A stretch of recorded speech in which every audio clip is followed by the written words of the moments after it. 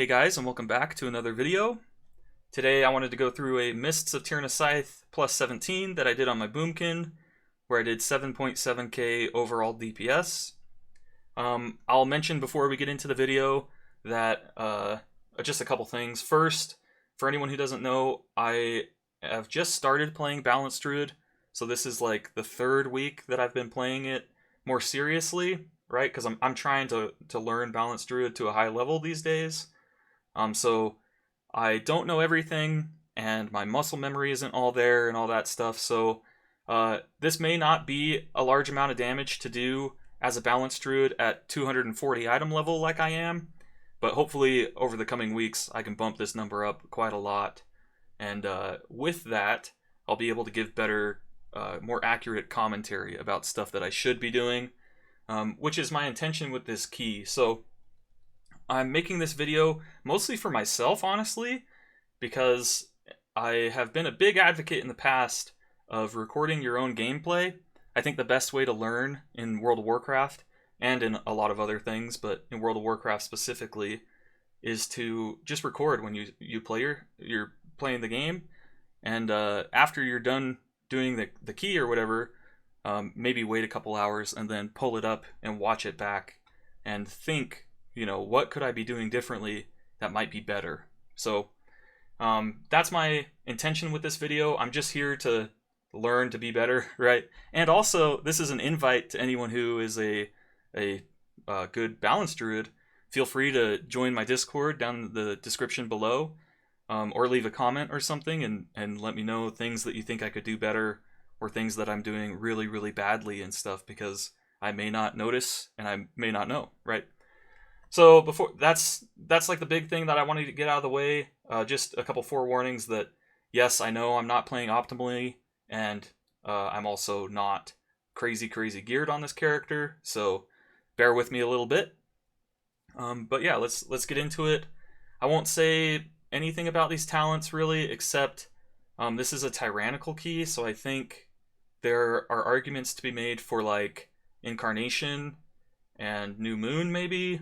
But I think, as far as I've seen, typically in Mythic Plus, this is what Balanced Druids run. Stellar Drift, I'm pretty sure, is like every single key you play this. And then I think these other two, Solstice, I think is really, really strong as well. But I'm not sure as much about Soul of the Forest. And I know that Nature's Balance and Force of Nature are two that are swapped often, especially as you get to higher fortified keys, you start playing Force of Nature more. And then these three talents, I know very little about, except that they're like utility, so it doesn't matter too much. Wild Charge, I really, really like, and most people play it, so I like the play style of it, so I'm going to play it. And Restoration Affinity was helpful in this key specifically because our healer ended up having a hard time a couple of times, and I was able to help off-heal.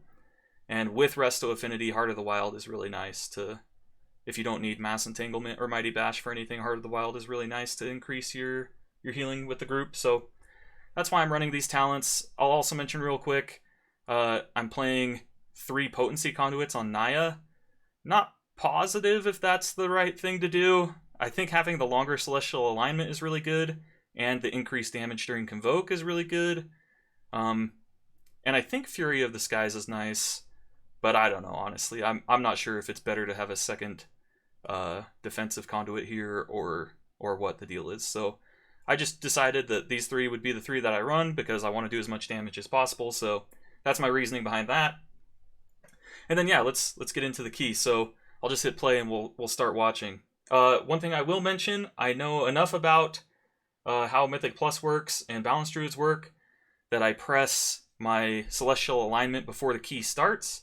That way I get the buff for however long it lasts, 25 seconds, 20 or 30 seconds or something. It looks like 30 because it's at half right here at 15.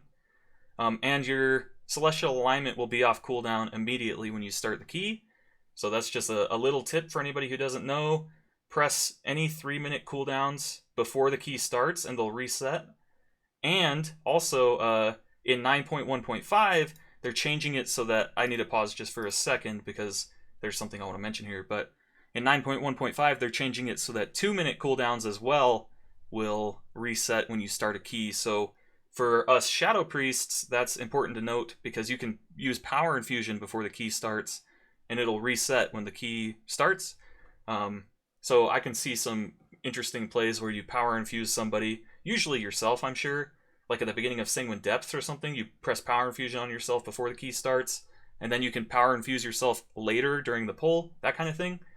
As of right now, of making this video, that doesn't currently work. So you can't press Power Infusion and have it reset yet, but when 9.1.5 comes out, you will be able to. So the thing I wanted to mention here, this tank is doing a route that's not super popular. Usually what you do is pull that first group of Spike Claws into this big group with the Villager, and you would Lust and do like a huge pull right here. But there's an Inspired Mob there, and there's 2 Soul Cleavers that have some deadly casts. So I can understand why you would want to skip this. And we Shroud past it, but our Priest, the healer, just so happens to not be mounted when we all go. And so the Priest gets left behind. And what ends up happening is the Priest isn't going to make it through, so they just go die, and then I res them over here so that we can keep going, right? So, yeah, see, sorry I wasn't mounted. Not a big deal. We only have 1 death through this whole dungeon, and it was that one right there. So, like I said, not a big deal, but, yeah. So, now we're going to skip this pack. You can Mind Soothe past it, but as a Druid, you can also just Prowl past it and not worry about it. Something you could do here is root this guy, the Inspired Mob, and then pull the rest of the stuff away so that you can kick these casts. But what we end up doing is just pulling everything. And then I pop Celestial Alignment here, and this is one thing that I'll mention that I'm doing wrong rotationally. I pop Celestial Alignment and my cube, and then I just start, there's 3 mobs here, and I just start spamming Starfire on them. I don't have Starfall active yet, and I'm just spamming Starfire. From everything that I've read, which is mostly just Tettle's guide on Wowhead, you're supposed to have as close to 100% uptime of Starfire as possible, or not Starfire, Starfall as possible, whenever there's more than 2 mobs. So because there's 4 here that we're fighting, Starfall should have been the first thing that I cast. Maybe, yeah, as soon as I got in combat with this stuff, I should have Starfalled. Maybe put out a Sunfire, and then maybe a couple of Moonfires on stuff that's going to live particularly long. Like having a Moonfire on this guy is probably a good idea, but having a Moonfire on Skull is probably a bad idea because it's the one we're focusing down. And then I could start spamming something like Starfire on these clumped mobs. Also, I've heard that you don't want to overcap on Astral Power too much.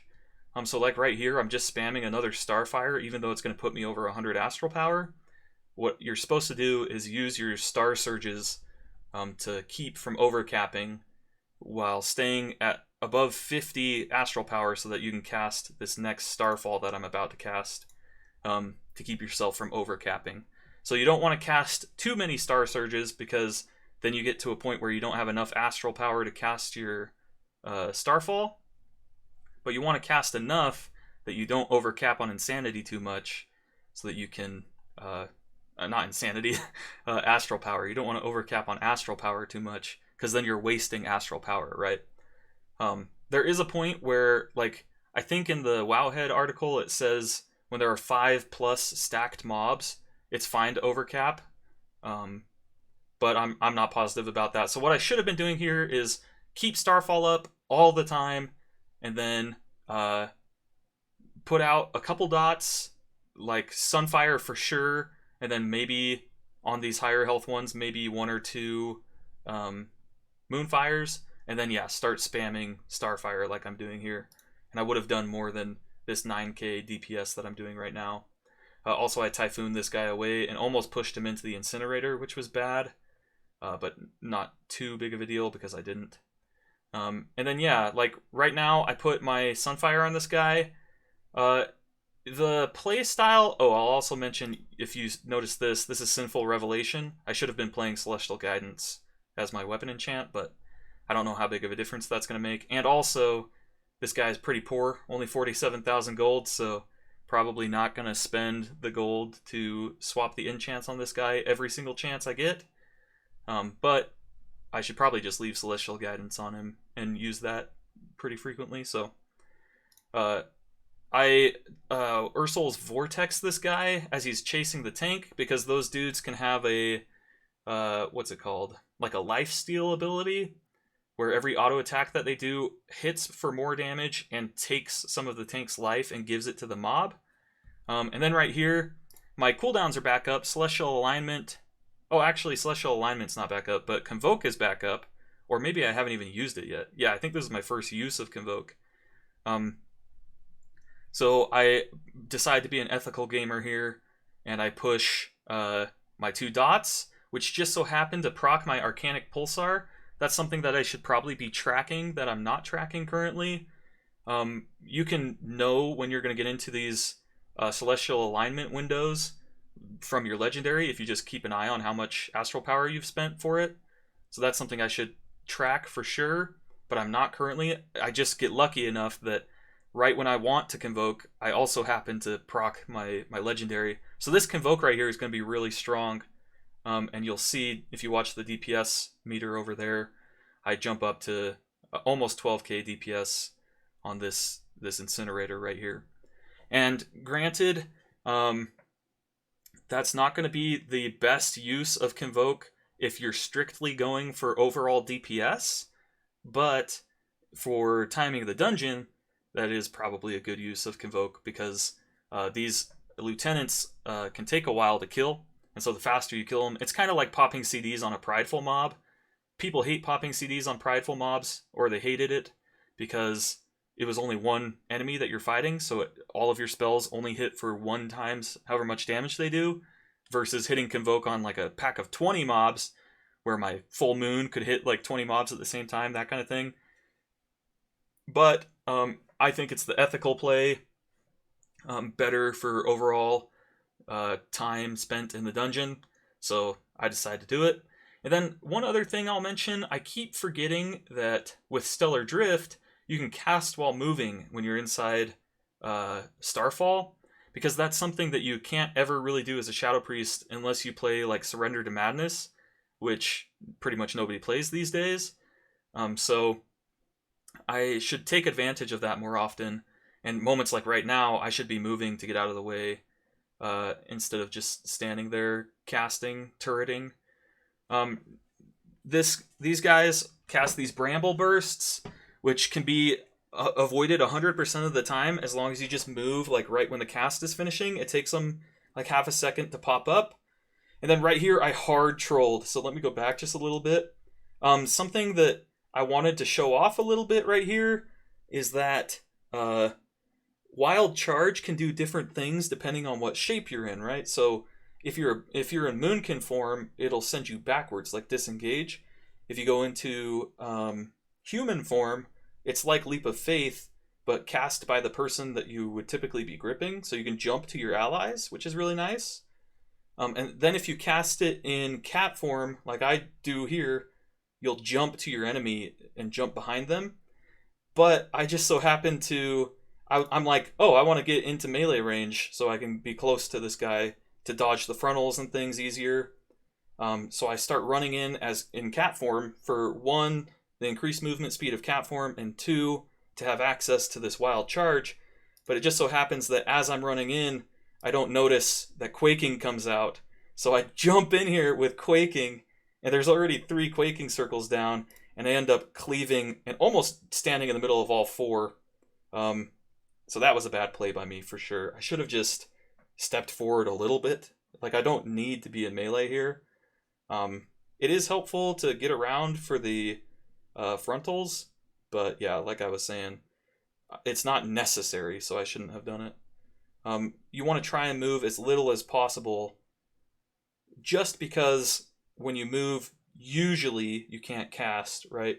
Right here, I lose my target. So if we go back just a little bit again, you'll see I'm targeting the mob, and then I stop targeting it, and I target this corpse. And so I'm pressing buttons and nothing's happening. And then I realize and I hit tab and I go back to targeting this guy. Also, this thing is kind of trucking me, so having a bark skin for that would be nice. I get out of it and I hit the wild growth to heal everybody up. And then our healer mentions, our healer, if you noticed, said third right there, because they want us to go grab the third mini-boss before we pull this boss. Problem is, though, as far as I know, maybe you can do it with, you can see the monk is saying what I'm thinking. Maybe you can do it with tree ants, or whatever they're called. Force of nature, those guys, the little tree dudes.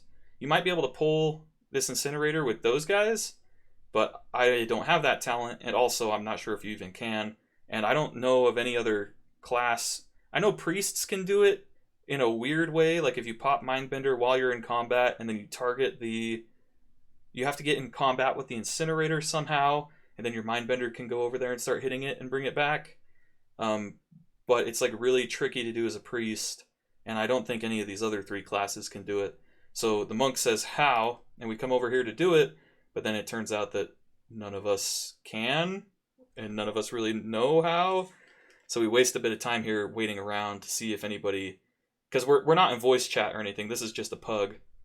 So we sit there for a second waiting to see if anybody can magically do it.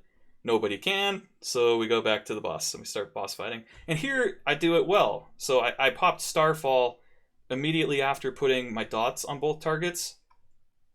To be honest, I'm not sure if you should Starfall first and then dot the targets, because as a Shadow Priest you would want to dot the targets and then do whatever damage you want to do, because Shadow Weaving makes you do more damage for the dots you have on targets.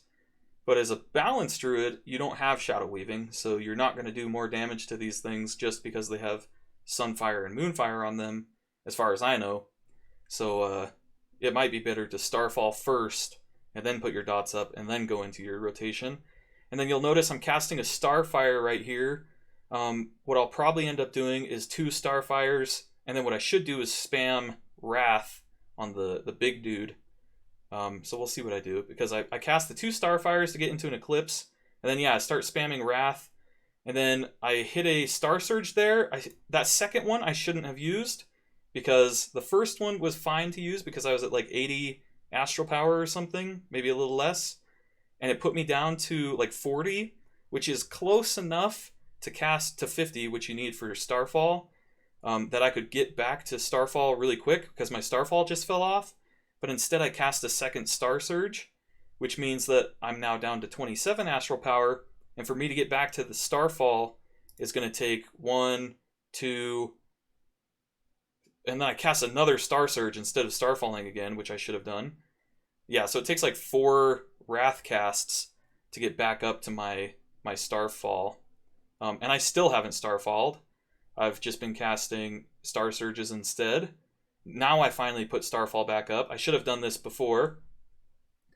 The idea, I guess, which is wrong, by the way, but is what I was thinking at the time, is that I want to push... I don't really care how much damage I do to the small guy yet. I just want to push the big guy as fast as possible. So in my mind, I'm like, even though we're actually fighting 2 targets, we're really effectively fighting 1, because it doesn't matter how much damage you do to this guy outside of the burn phase, which is technically not true, but that's what I was thinking at the time. So I'm like, I'm just gonna put Star Surges into this big guy. And honestly, I'm not sure which is the correct play here. Maybe you Starfall until the small guy gets this buff on him where he takes less damage, and then you start Star Surging the big guy, and then you save a bunch of Astral Power for when you get into the burn phase, so that you can pop Celestial Alignment and Blast. So honestly, not positive about that one. Something that I should read into more. I pop Barkskin here. I treat Barkskin very similar to how I use Fade on my Shadow Priest, which is use it early and often. I can dodge every single one of these blue circles 99% of the time, but there's a chance that I don't, so why not hit Barkskin, especially when there's like no other big damage that I have to worry about except for these Spirit Bolts that get cast, which we can kick every time. And then the only other thing is like the Fear, the AoE Fear, I'm pretty sure does some damage to people, so maybe that's something that I should Barkskin as well.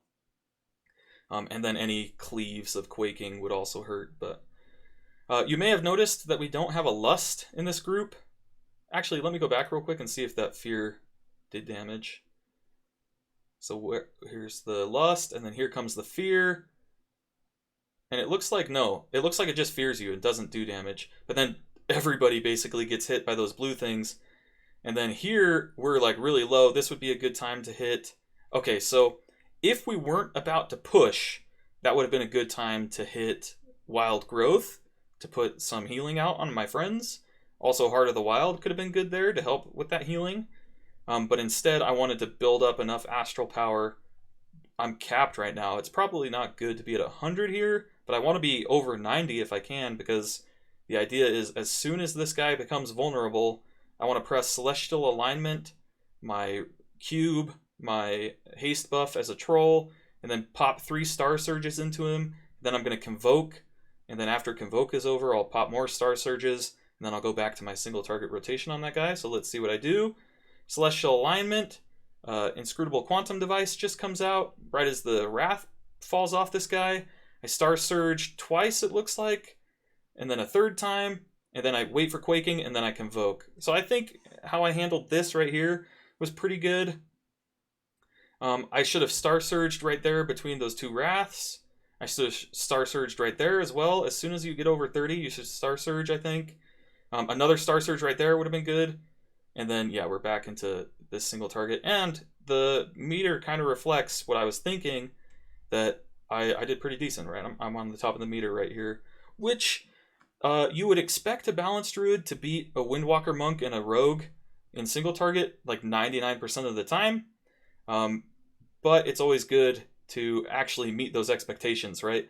If I'm like, oh yeah, a balanced Druid should win every time, but then I don't win, I know that either I did something really bad or the other people are way more geared than me, which is not the case right now. So I'm 240 on this guy. I know that the monk is like 242, and just by looking at health pools, I know that the rogue is pretty close to where we are, and then maybe the healer has a little bit more gear, and the druid, it's hard to tell by his health pool because his health pool is going to be a lot higher than ours anyway. Although at max health, this guy's at like 80,000 something, and I've seen people get close to like 95, almost 100,000 HP, I think, on like Vengeance Demon Hunters. So probably not geared to the teeth, but probably has a decent amount. And then, yeah, we're back to another burn phase, and I don't have any cooldowns for this. So my dots just fell off. That's really bad. I'm going to re-up them right now. And I will mention that I know it's technically a DPS increase to put your dots back up when you're not in an eclipse. So right now I'm in a solar eclipse, which means I should be pressing as many wraths as possible to get the most out of my eclipse. But both my dots were down, and I don't know what's the bigger priority. Is it better to use 2 globals during your solar eclipse to put up your Sunfire and your Moonfire, or is it better to just wait until the eclipse is over and then put your stuff up? From what I was reading, the thing that I remember reading was that you want to have 100% uptime of your dots, and it's a little bit better to do it outside of eclipses. So I think based on that, it is better to put them back up and then go back into your wraths, even though I'm in solar eclipse. Although if you know the answer to that and I'm wrong, feel free to tell me in the comments below. That would be very helpful. Okay, so then that was the second burn phase, and the boss is just below 600k HP, so we decide that we're not gonna finish this guy off, and I put a Moonfire on him, which is probably not the correct choice. I don't think you get any benefits.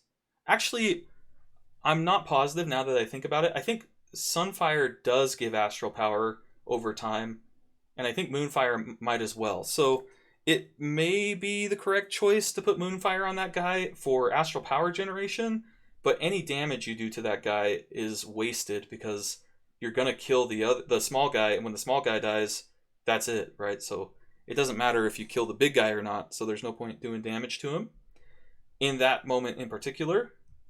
And then right here, I come into melee range on this lieutenant. I typically wouldn't come into melee range on this guy.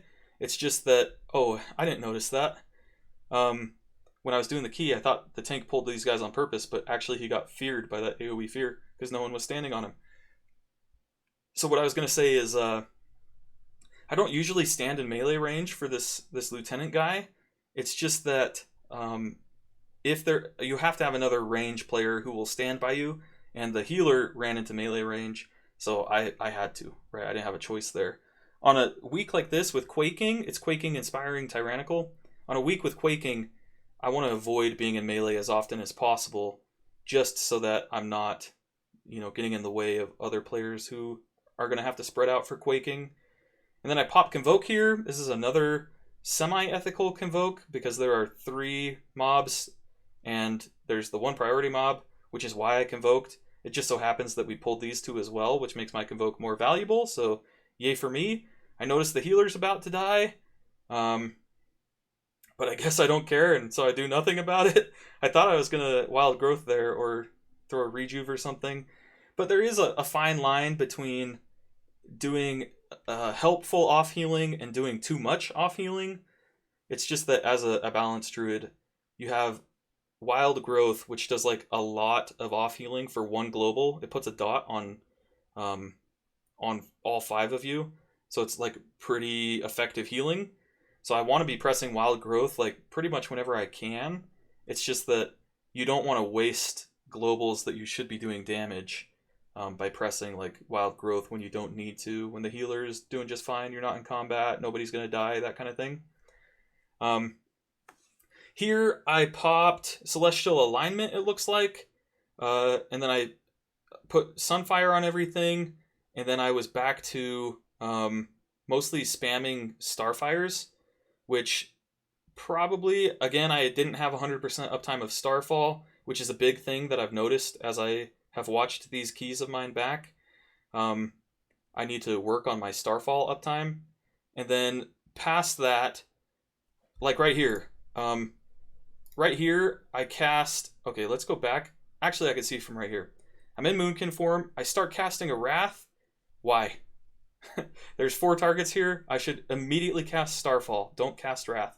Instead, I cast a Wrath. Then I cast a Starfire. Or actually, I started to cast a Starfire, but I didn't finish it. I moved before it went off. That's bad. I wasted an entire cast of Starfire of time, basically. And then I cast a Sunfire to get my dot on all 4 of these guys, which is good. It's good to have your dot on them, but I still don't have Starfall going. So I should have cast Starfall. Now I'm finally casting Starfall, which is good. And then I go into my Starfire spam to get into my Solar Eclipse. And then here is probably a minor DPS mistake. I'm going to spam Starfire here for a while. There's 4 mobs, and they are all grouped up, which means I'm going to get pretty good value out of Starfire. It's just that, like I said before, my main reference for Balanced Druid rotation is Tettles' Wowhead Guide. And in that, he says that you should only spam cast Starfire inside of a Solar Eclipse when there are 5+ targets. And I could even be wrong about that. It might be more than that because I'm in a Solar Eclipse. But I think that's what it was. So Wrath here may have been better because it's got like increased damage and such from my Solar Eclipse. But I'm casting Starfire and hitting 4 targets, so it's not the worst thing I could be casting.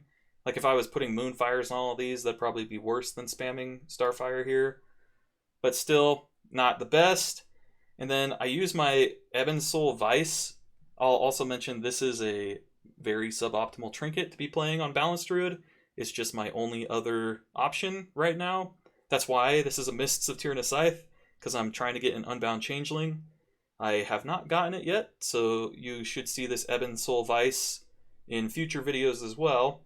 It's just that I press this here because I don't really know when to press it, right?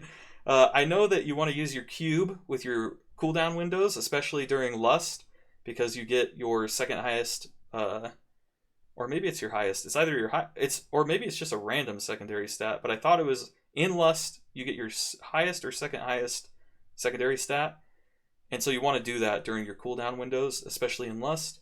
So I try to line up my cube with my Celestial Alignment every time because they're both a 3-minute cooldown. It's just that, like I said, I don't know when I should be using Ebon Soul Vice, so I just kind of press it whenever I feel like, which is definitely not the optimal way to play. You shouldn't press things just because you want to. You should press things because there's a good reason, right? And then here I'm casting another Starfire, even though my Starfall has fallen off and is ready to be cast again. That's what I should press next. Luckily I do. Good job, past me. And then I cast a Wrath there because everything was spread out. I cast another one here because they're spread out again. And then I'm into a Lunar Eclipse, so Starfire is better than outside of a Lunar Eclipse. But again, I'm not entirely sure the priority here. I know that inside a Lunar Eclipse, Starfire should be your filler because you have increased haste and increased critical strike chance. And so your Starfires are going to be stronger than outside of the Lunar Eclipse. Like, that's the whole point of the Lunar Eclipse, is that it's going to buff your Starfires. That's why it lights up, right? So I know that you should be casting Starfire as your filler. It's just, I don't know like what the difference is. Is it better to cast Starfire as your filler at 4 targets, at 8 targets, 1 target? You know, when does it become better to cast Wrath, if ever? That kind of thing. So, like I was saying at the beginning of this key, there are a lot of these little questions that actually affect how you play a decent amount that I am not sure of the answers to yet. You know, just because I don't have the experience that I would like to have on this class. But like I said before, that's the whole point of this video, is to think about these kinds of things. So here you'll notice we're fighting one thing, so I'm not going to cast Starfall. Starfall, like the guide says, you only ever want to cast when there are 2+.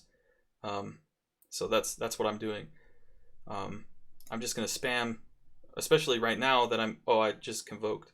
But right now that I'm in this solar eclipse window, I want to be using as many Wraths as possible.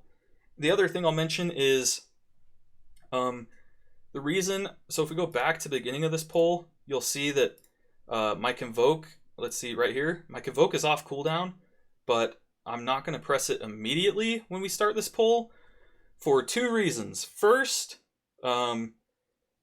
if you press Convoke and there are any targets that you're in combat with that don't have Moonfire on them, your Convoke will use up one of the 12 spells for a Moonfire.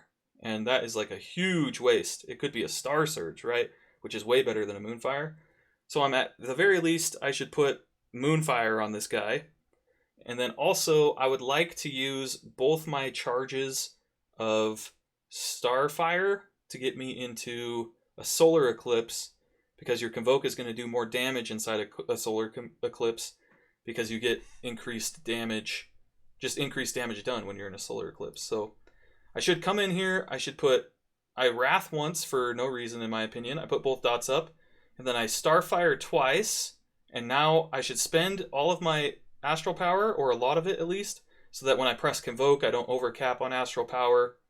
Then I get back up to 58, I Star Surge again, a Wrath, a Star Surge, and then more Wraths. And you'll notice, so I did something at the very end of that where my Sunfire was about to fall off, but I was still in my Eclipse window, so I was holding on to Starfire or Sunfire as long as I could, because like I said before, it's better to re-up your dots outside of Eclipse windows. So if, like my Moonfire here, it's about to fall off, but I should not cast it until I'm outside of this Eclipse window, so that it doesn't take over the globals that I want to be using during these Eclipse windows. So now would be a fine time to cast it, and there we go. And then I'm going to get back into a Lunar Eclipse as fast as possible, and then I'm spamming Starfire here. Now I've procced my Legendary, so Wrath I think is the go-to. That's another question I have. If you're in Celestial Alignment, I'm like 99% sure that Wrath is the better choice. But I am not positive, right? So I think that you would want to be Wrathing here as much as possible, which is what I try to do. And then I will mention, this is a case where I should Sunfire during this Celestial Alignment window, because my Sunfire is going to fall off before it's over. So I should do it at the very last second possible, but I should prioritize having 100% uptime of Sunfire over using every single global in the Celestial Alignment window to do other stuff, right? So hopefully by the end of this, I cast another Sunfire maybe while I'm moving or something. There we go, right there. And I re-up my other one. My Moonfire I should have waited for. And then here is an interesting thing. So let me go back just a little bit to talk about it. And I apologize, this video is going to end up pretty long because I still have 16 minutes left in the key and it's taken me half an hour to go through 13 minutes. So forewarning, sorry that this video is so long. But, so right here, like I was saying, I just re-upped my Sunfire. I've got 1.6 seconds left on my Eclipse window. I should not press this Moonfire until I'm outside of this window. Another Wrath here would be fine. Although I am getting quaked, so I need to cast something that's instant cast. So maybe Moonfire here is not the worst choice, but this isn't why I went back. The reason I went back is because as I fall out of this Celestial Alignment window, you'll see that the number 2, if I hit play and then pause, you'll see that number 2 pops up above my Wrath and my Starfire. That's because I can get into either Eclipse by casting 2 of these currently. So what I should have done is instead of this Wrath, I should have cast 2 Starfires immediately so that I could get into the Solar Eclipse as quickly as possible. But instead, I don't notice that immediately, so I cast 1 Wrath, and then I'm like, oh crap, I should be doing Starfires. So then I Starfire twice and get into this Solar Eclipse window. And I should be Star Surging here. Yeah, so I should have Star Surged there to spend some Astral Power, and it would have done more damage than that 1 Wrath that I got off or whatever. Here I pop all my cooldowns again. I don't have Convoke up, but I do have my Troll cooldown, my Celestial Alignment, and I should pop my Cube here as well, but maybe I wait a little bit. And then I do pop Starfire here, which is good. And now I'm into Starfire spam. I popped Starfall here. I don't know if that's what I said, or if I said Starfire, but I meant Starfall. And then another interesting thing that I haven't had to worry about as Shadow Priest too much, that I will have to worry about as a Balanced Druid, is when you cast Starfire, you want to be targeting mobs that are in groups of other mobs, right? So this Tender that's kind of out on the side, if I Starfire this, my Starfire probably won't hit all 4 of these other things. It might hit like 1 that's close to it, but you want to make sure that you're targeting things that are in the middle so that your Starfire can hit all the stuff around it, right? So that's a small change that I should be doing. So, and I do actually right there change targets to that guy. And then I'll mention, most Balanced Druids will know this, but if you're rooted as a Balanced Druid, you can shapeshift and it will break the root and you can run out of it. So I shapeshift into cat form real quick to get out of that root. And then I'm back into Starfall and Starfire spam. In this moment, I'm in a Celestial Alignment again. There are 5 targets alive. I think it's correct to spam Starfire here on top of your Starfall, right? So, like I was saying before, 5+ targets. I'm pretty sure that you want Starfall or Starfire spam instead of Wrath spam at this point. So I think this is correct. Also, I could have Moonfire on a couple of these things, but I think it's not worth it to put it up right now. Maybe right then when I'm moving is fine. Probably not worth it to put Moonfire on everything here because they're not all going to live very long. But, you know, I was in the mood for Moonfire, I guess. So now, next thing I should be doing, as we move into this next pack, what I should be thinking to myself is I want to get Starfall up ASAP. So that's probably going to mean 2 Lunar Strikes or Starfires. I'm going to probably Starfire twice just so that I can get into a Solar Eclipse, and also hopefully that gives me enough insanity to press Starfall. If it doesn't, then I'll probably cast a couple Wraths until I can. And then once I press Starfall, I should put Sunfire on as many as possible. Hopefully just 1 Sunfire cast will put it on all 5 because they're grouped up. And then I should spam, if all 5 stay grouped up, I should spam Starfire. So let's see what I do. So we go through this thing. First thing I cast is a Wrath. So already I'm not doing what I thought I was going to do. But it just so happens that this Wrath will put me at 50 Astral Power, which is enough to cast Starfall, which I do cast immediately. So, oh, actually I Sunfire in between. So I cast that 1 Wrath, I hit Sunfire, and then I hit Starfall. This is probably fine. And honestly, it's probably better to cast that one Wrath there to put me at enough for Starfall so that I can cast it ASAP. Better than 2 Starfires, probably. And then now I should be Starfiring twice, which I do. I get into the Solar Eclipse window, and now I can start spamming Starfire, which I'm doing. That's good. And then I have enough for a Starfall immediately, and then I should Star Surge here probably, but maybe not, just because I want to have enough for this next Starfall. And then, oh, it's still on cooldown, so I can't press it yet. I Wild Growth and Heart of the Wild here to help with healing.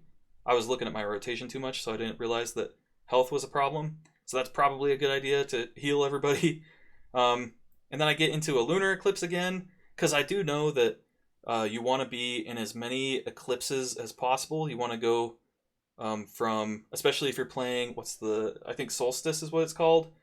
You want to go from Lunar Eclipse back to Solar Eclipse back to Lunar Eclipse as much as possible. You don't want to sit in between eclipses pretty much ever. And then we go into this boss fight. I have Convoke ready, but I don't have Celestial Alignment ready. It's coming up pretty soon. I'll hit pause real quick. It's like maybe a minute out. And I have my Cube ready, and then my Troll racial ability will also come up at about the same time. And then, so what I'm probably going to do here is save all my cooldowns for after the first intermission phase. But you'll see, if I remember correctly, we end up skipping the first intermission phase. So right there, again, I Starfired before doing my, I Wrathed before I started doing my Starfires. Not sure what the idea was there. And then I'm Star Surging as often as I can. I pop a Hibernate on that Fox guy, which is, like, Druids can handle those Fox guys every single time. Although it is a DPS loss, right? Because it's not a damage spell. And then here I'm Starfiring single target, which I believe is the correct choice when you're in a Lunar Eclipse. Another freeze tag goes out. I turn, target it, hibernate it, and then it gets broken because the tank typhooned it. So I hibernate it again, and then we're back. And you'll notice that the boss is now at 62%. It would typically phase at 70%, but we pushed it far enough below that before it could get the cast started that it just skipped the cast. So this is something that I haven't ever seen anybody do this intentionally, but it is a huge time save, because if you can skip those casts, then you never have to deal with the boss taking less damage and you having to kill all this other stuff. So this is a huge thing, and I noticed this, so now I'm going to pop all my cooldowns. So I just so happen to proc my legendary here, so I'm going to use this, get as much use out of it before I go into Celestial Alignment. And then I go into Celestial Alignment. I should probably have saved that Celestial Alignment for a couple more seconds so that I fell out of my legendary Celestial Alignment and then used my baseline Celestial Alignment. I hibernate that Fox again, but it's got a dot on it, so that's really no point. And then, yeah, I Convoked there, and now you can see my damage is similar to the other two players, because outside of our cooldown windows, from what I've been told at least, balanced Druids don't do a ton of damage, especially single target. Like, we're pretty low on the damage meter outside of cooldown windows. So I'll just let the rest of this boss fight play, but basically what I want to do here is what I've been saying the whole key. I want to get into eclipses as often as possible. I want to be using my Star Surges as frequently as possible. I want to make sure my dots don't fall off, but I only want to re-up them outside of eclipses if I can. And then, yeah, I have this weird problem where every time I get to the point where I'm out of Celestial Alignment, so I've got both, I can get into either eclipse, I seem to end up pressing 1 Wrath and then 2 Starfires. And that's not what I want to do. I want to press 2 Starfires only so that I'm instantly into a solar eclipse, and then I can Wrath all I want, right? But instead, I do not do that for some reason. So then here, I hibernate that guy again. We have the puzzle. This one's a really easy one. It's just empty. So I start targeting the empty mob.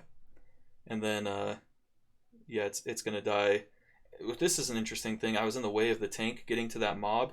So I couldn't really move because I was mid-cast. But I probably shouldn't have been standing there, I guess. I don't know. That's kind of like a small thing that couldn't really be changed. I innervate the healer here.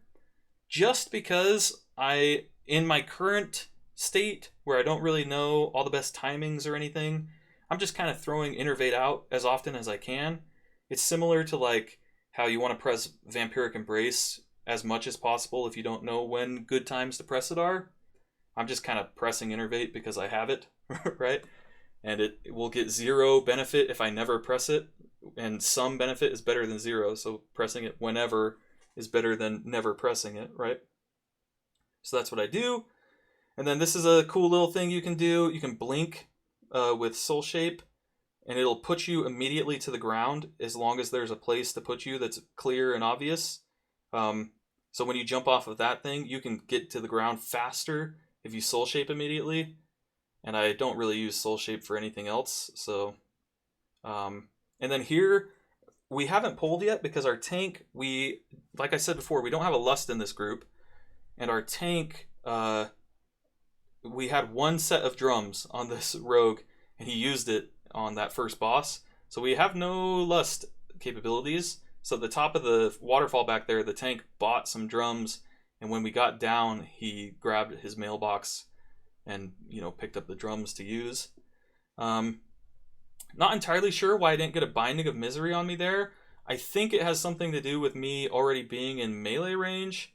Also, right now it looks like the tank is AFK, so that's not great. Maybe he DC'd, or maybe he really is AFK. But the tank just is standing here, which is not the best. And then something I will mention, with quaking like that, oh, it does look like, because this Binding of Misery just came out, so I'm guessing the tank was, and it's on the tank, so I'm guessing they were DC'd, and they just barely came back. This is really weird. I don't know why this Binding of Misery is here. So anyway, like I was going to say, that Anima Orb spawned, we all ran in, and then Quaking started to spawn.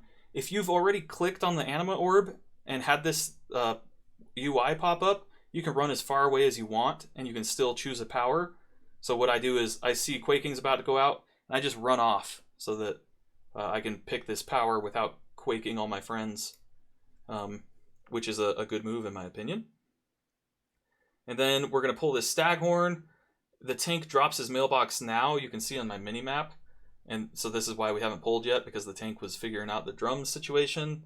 Now that we have them, I Sunfired there on the Staghorn, and it only hit 2 things. It would probably have been better to Moonfire the Staghorn, Moonfire the Acid Gullet, and then once everything is stacked, I can hit my Sunfire and it'll hit all 3. And then another thing that I need to work on, the Balanced Druid Interrupt is a minute cooldown, which is forever. So you only want to use it if you have to. Obviously, using it at all is better than never using it, right? But you should let other people kick first, because like all 3 of these people have kicked already, and mine's still barely over halfway from coming back, right? So that's similar to Priest, because Priest's silence is on a 45-second window unless you take last word. So you should also be doing that on your Priest, probably holding your kick until everybody else has used theirs and then using yours. And then here we do some interesting pulls. What you would typically see, it is inspiring, so that is like a good reason to not pull huge usually. But what you would typically see here is this pack over here would get pulled on top of this pack, and you would do a really big pull, maybe Lust even. Probably not on a Tyrannical key, but this is one of those pulls where big damage is coming, so it's a nice spot to save your cooldowns for and blast, which I was planning on, but we end up just pulling this one. And I didn't have my Celestial Alignment up anyway, so it's fine that we just pull this one, as far as I'm concerned, right?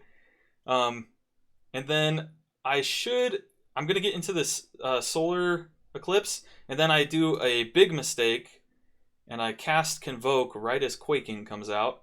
I'm sure many Night Fae Balanced Druids know this pain, but I have to cancel my Convoke halfway through. So that's really bad, because Convoke is on a 2-minute cooldown. You get a ton of damage out of Convoke. You can see I was about to ascend on the DPS meter, but instead I just don't, right? I have to cancel it so that I don't get locked. And then, yeah, so having a Quaking tracker would be nice for that. Or also I could just keep the affix in mind more and be like, oh, it hasn't quaked in a while. I should know that there's a quaking coming up pretty soon, probably. But yeah, you can just make a weak aura. There are weak auras out there that will track when the next quaking is likely to happen, and then you can use that to know, okay, I shouldn't press convoke yet because we're about to get a quaking. And then this is the thing that I was talking about where this route gets a little off meta. We pull a second pack. This is the pack that you would typically pull at the end of the dungeon if you barely don't have enough trash. You'd come pull this pack, but we pull it right now instead, which again I don't think is a bad idea.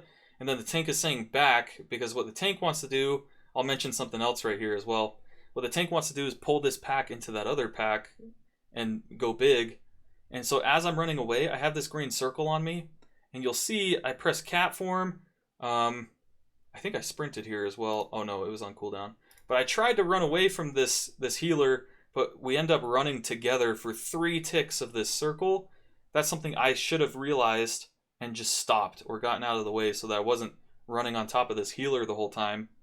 But that's why I went cat form and I pressed barkskin and I tried to get out of the way quickly. We just ended up running in the same direction the whole time. And then the healer runs a little far, so I just stop. But I ticked that healer with my volatile acid circle 3 different times, which could be avoided, right? The healer runs away from me right there, so very nice, very helpful. My celestial alignment is up now. I'm not going to use it yet because I want to use it on the next pack. I get a PI from the priest here, which is pretty baller. And then we do pull this next pack. And so what I would like to do here, ideally, is have Starfall up. I see that these 3 things are going to die pretty soon, so I don't really care what I do to them.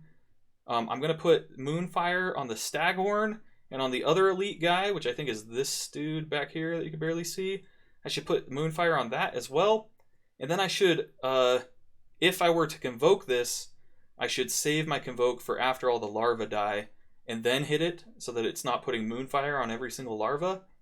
But because I just have Celestial Alignment, I should pop my cube here as well. I don't think I do, but I should. And then I should be trying to get these things into melee. That's why I put my Ursol's Vortex down and I Typhoon them so that I can lose aggro on them. And then yeah, I should be blasting. And I'm doing okay damage. I think I could have done more if I had maybe gotten some better Starfires off. But also it looks like the monk pressed their cooldowns, so it's going to be hard to compete with monk cooldowns in AoE because they're just kind of broken. So kicking this simulated regeneration is a good idea, or stimulate regeneration. It's a good thing to kick that. And then something that I will mention, I go over here to try and hibernate this one that's flying in, but the tank decides to grab it. So I guess this was part of their route, and I'm like, oh, I guess I won't hibernate that. But on this Inspiring Week especially, it can be really bad if these Reavers come into a pack when you're not expecting them. Oh, I will also mention they put a poison out, and Druids can remove corruption, which gets rid of poisons on people. So I remove the one that's on me. But like I was saying, this inspired mob flying into a pack that you're not prepared for can be really, really bad. So you can hibernate it, you could sap it, or maybe you can't sap it. Maybe it's a proximity thing, but you can definitely paralyze it. There are ways that you can CC that thing without having it fly into one of your packs that you're not prepared for.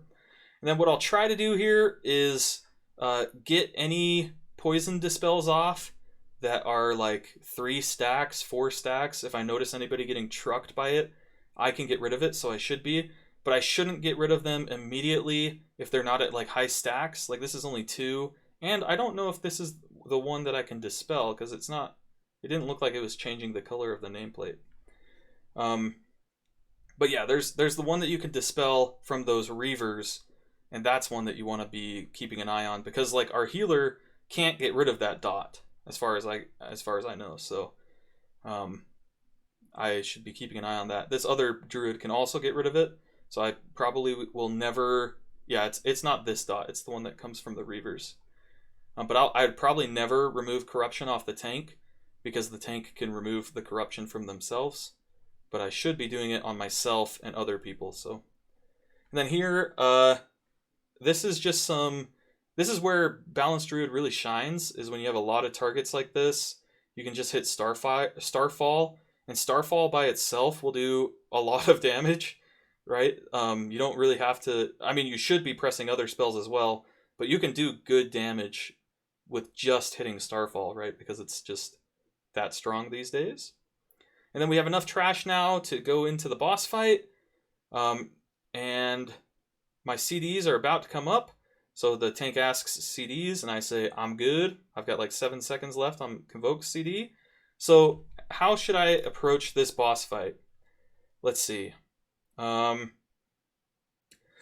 I've got both dots need to go onto the target. I need to get into a solar... Actually, I don't need to get into a solar eclipse because I've got celestial alignment coming up. So what I should do is put both dots up.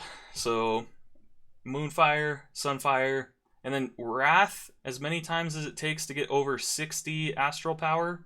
And then once I'm over 60 astral power, I'll probably hit my celestial alignment and then any of my other buff abilities like my cube or my troll racial, which are both on cooldown right now, so I won't be hitting them.